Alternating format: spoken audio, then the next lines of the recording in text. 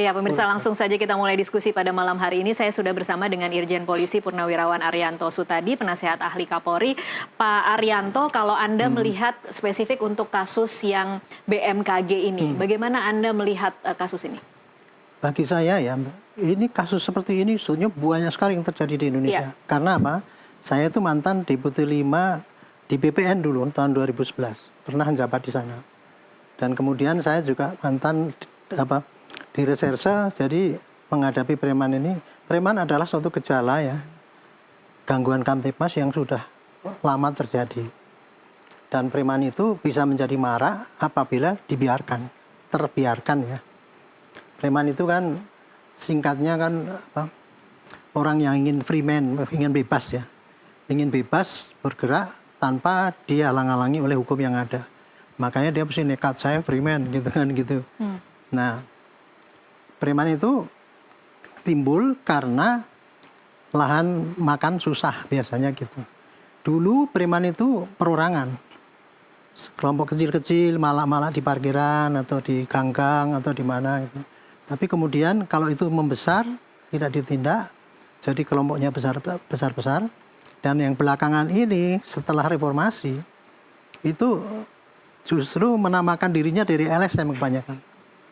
Saya pernah ya bangun rumah di mana Pondok Pinang sana, lagi renov gitu, didatangi orang-orang itu. Saya bukan ngomong lagi preman, ini LSM. Oke. Boleh minta apa? Jadi ada institusinya ya Pak, disebut institusinya. LSM. Jadi apa tuh ya ormas lah kalau sekarang gitu. Ya, padahal jadi, itu rumah Bapak ya? Bukan, maksudnya saya merenovasi sendiri. Merenovasi sendiri? Iya. Terus datang itu preman itu, minta keamanan, minta jasa keamanan. Dia nggak tahu bahwa ini yang renovasi orang polisi ya Pak ya? Dikasih tahu, ini rumahnya jenderal gitu. Nggak takut saya dengan jenderal, ini LSM. Ngomong gitu. Oke. Itulah perkembangan preman ya. Saya mungkin ingin masuk ke itu ya Pak ya. Mengapa kemudian ada persepsi di masyarakat preman itu, ada anggapan ya Pak ya, ada anggapan preman itu seolah-olah memang dibiarkan atau tanda kutip dipelihara oleh polisi. Nah, ini saya terangkan gitu ya. Preman itu ya, preman itu menjadi marak karena terbiarkan. Yang membiarkan siapa? Masyarakat yang menjadi korban, dia tidak berani lapor. Karena apa? Takut. Kalau lapor juga paling belum tentu didatangi. Dan bahkan nggak percaya pada aparat keamanan bisa melindungi dia. Makanya preman itu kan terbiarkan oleh masyarakat. Tapi juga oleh aparat juga. Nah, aparat itu kenapa kalau membiarkan? Ada 3 paling tidak. Nomor 1 ya, aparatnya mungkin lalai, tidak tahu di daerahnya ada preman kayak gitu, atau intelijennya kurang kuat sehingga nggak tahu, atau aparatnya itu takut karena segitu udah gedenya ya. Masa polisi takut Pak? Ada yang takut. Takut ada aparatnya. Ya karena seperti sekarang ini Grab misalkan, anggotanya 2.000, pemimpinnya adalah orang tokoh itu dekat dengan Pak Presiden gitu. Sehingga kemarin waktu di Depok aja tuh. Oh, jualannya karena dekat dengan Presiden. Iya, karena gitu. pimpinannya kan dekat dengan. Contoh seperti kemarin tuh ya, kita mau ngambil satu tokoh dari preman itu, malah mobil kita dirusak. Iya. Nah, disitulah ada gejala anggota di lapangan itu, keamanan itu takut ada. Oke. Yang ketiga itu tadi, itu diduga ada kolusi, ikut memanfaatkan itu. Itulah sehingga menjadi maraknya preman. Oke. Kalau kita kembali lagi Pak ke kasus yang BMKG ini, mencoba mendengarkan versi masing-masing nih Pak. Ya. Bagaimana kemudian bisa menentukan siapa sebenarnya yang pemilik sah? Ya, ini kita ngomong mengenai masalah sengketa tanah ya. Iya. Nah, saya cerita pengalaman saya waktu dulu saya menjadi deputi sengketa di BPN. Sengketa tanah di Indonesia itu ribuan sebetulnya terjadi. Contohnya ya sengketa tanah yang kayak itu tuh berkepanjangan sampai puluhan tahun nggak selesai. Karena apa? Tanah itu hak kepemilikannya ditentukan oleh masing-masing. Hak yang paling tinggi adalah sertifikat. Terus bawahnya lagi ada giri, ada apa dan sebagainya. Nah ini sengketa tanah yang seperti contoh di BMKB ini. Di satu sisi tanah itu adalah HP ya, hak pemakai oleh BMKG. Iya. Yang satu lagi ini mendalilkan istilahnya ya sebagai tanah kiri. Dan itu dulu sudah pernah menggugat lah. Iya. Sampai kasasi kan, waktu itu dimenangkan oleh BMKG. Tapi biasanya udah kayak gitu tuh ya, antara dua pihak itu tidak mau ngalah, tidak mau menyerah lah gitu. Makanya kan ahli waris itu waktu yang diwakili oleh advokat dari seorang gitu kan ngomong, ini berdasarkan putusan kasasi adalah ahli waris gini kan gitu kan. Sementara sini ini sudah inkrah. Ini kasasi tahun segini gitu. Nah, itu yang terjadi ya. Itu karena tidak jelas ya mengenai status kasus ini sehingga akhirnya pihak yang itu tadi yang punya ahli waris tuh dia nyewa preman itu. Untuk jaga gini ya. Tanah itu tanda kepemilikan itu ada 2 tadi.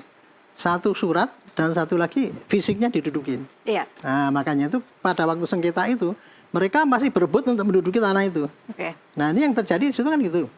Dulu sudah di waktu itu tanah milik negara dan kemudian akan dibangun dipasang pelang itu kan.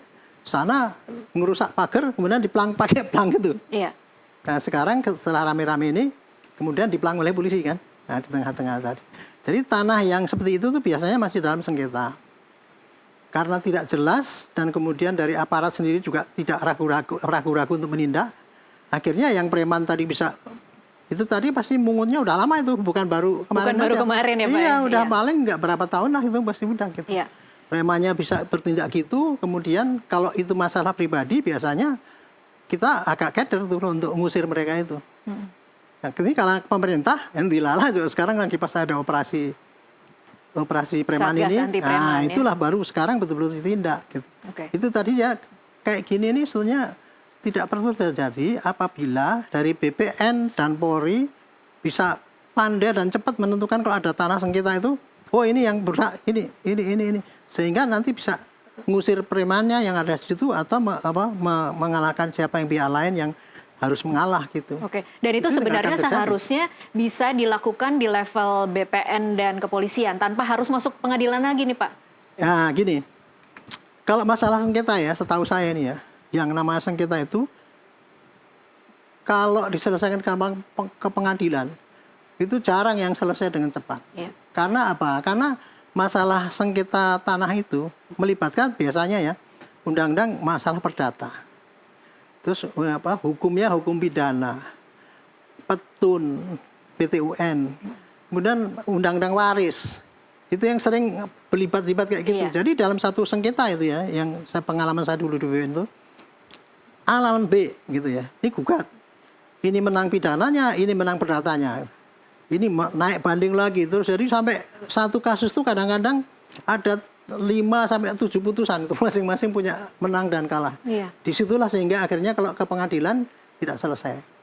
Padahal kalau orang BPN ya, kalau ada orang sengketa ke sana, kebanyakan mereka kemudian melihat, oh kalau ada sengketa, mereka mempersilahkan ke pengadilan. Iya. Akibatnya ya kayak gitu, sengketa tuh banyak yang nggak selesai-selesai karena memang sorry ya, putusan pengadilan sendiri itu kadang-kadang tidak konsisten.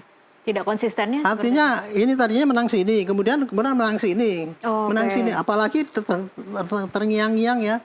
Siapa yang menang, siapa yang bayar itu yang menang. Akibatnya itu tadi putusan nggak pernah selesai ya. Iya. Karena ini menang. Saya pernah punya kasus dulu. Menangani kasus pertanian sudah 4-0 udah sampai kasasi ya. Sudah 4-0 kita menang.